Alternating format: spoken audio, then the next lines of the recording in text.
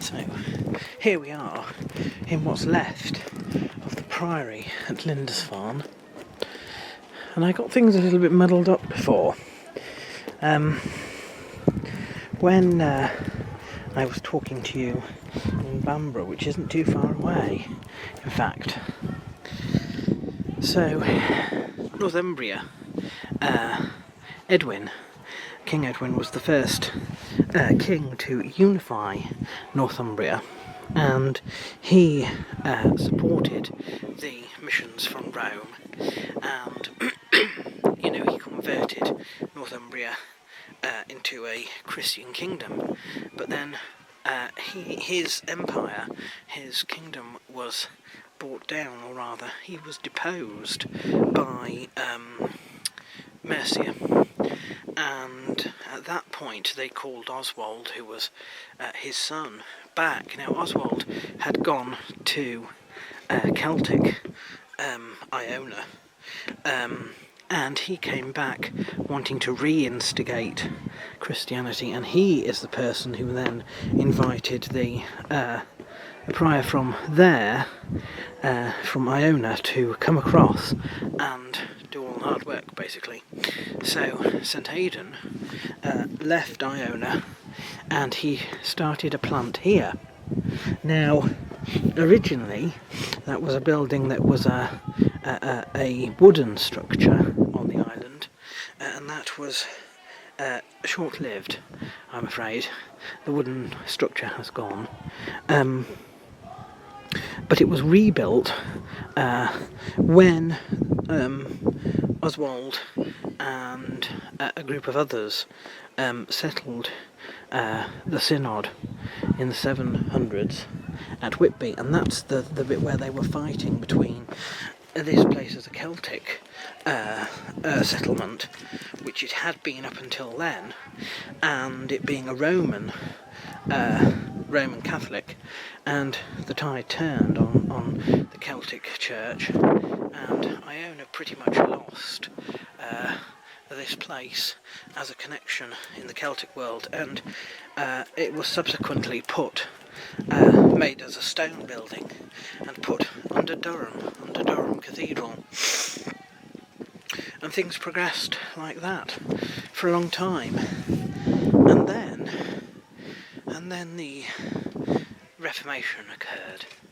and this was a victim, like so many other foundations across Britain, of the dissolution, and it was kept alive by a small group of monks, sort of on an unofficial level, but even they were gone not long after that, when it was thought that this place needed defending from the Scots, who were trying to claim this part of the land, and that's why stone taken from here, particularly I think the orange brick over there, this place was basically mined to provide a resource for a building on the other side of the island,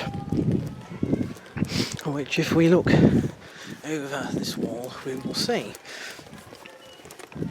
There we are. That's the castle there. Now, the castle was an Elizabethan thing, so it was just after the Reformation, and it was built to basically stop the Scots.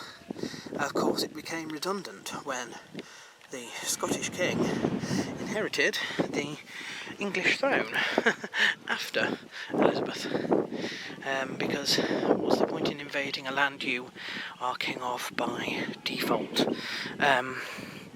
So, after the unification of the crowns, this place, the monastery, the castle, pretty much fell into disrepair.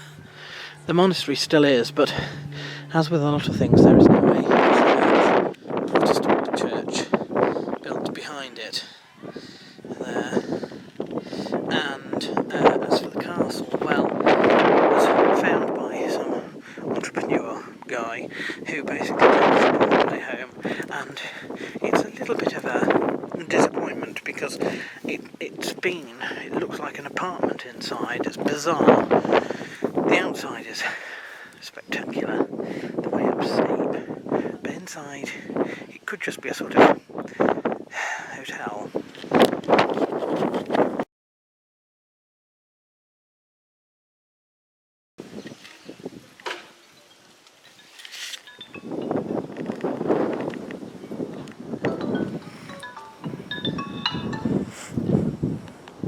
Hello? Hello?